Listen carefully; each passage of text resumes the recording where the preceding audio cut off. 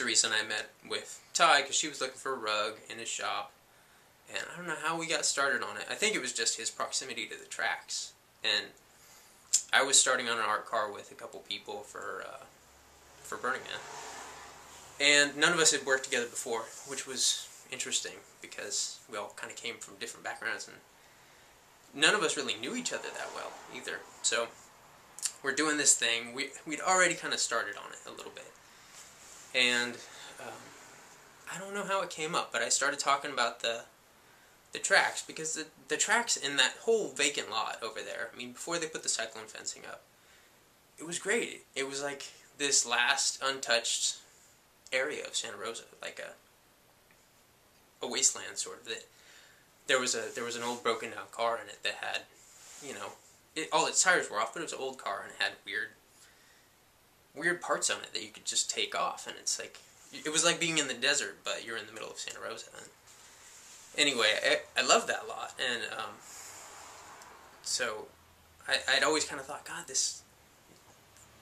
the tracks are just empty. They're sitting here, and just from a mechanical standpoint, it'd be fun to make something to go on the tracks because it goes all the way up to Cloverdale.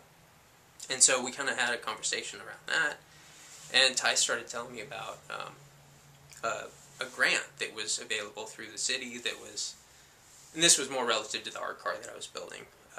It's like, you know, there's the city of Santa Rosa is doing this thing where for community betterment, they're giving out money for projects that bring art to the street. And I was like, oh, that's perfect. You know, we can roll on the street and be around town. And so I left, and he sent me the information about the grant.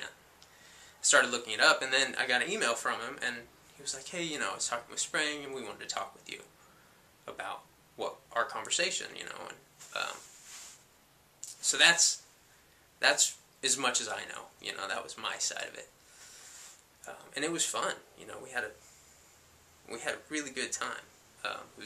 It's a great group of people that everyone had the right strong suit. You know, everyone had something different that they brought to it.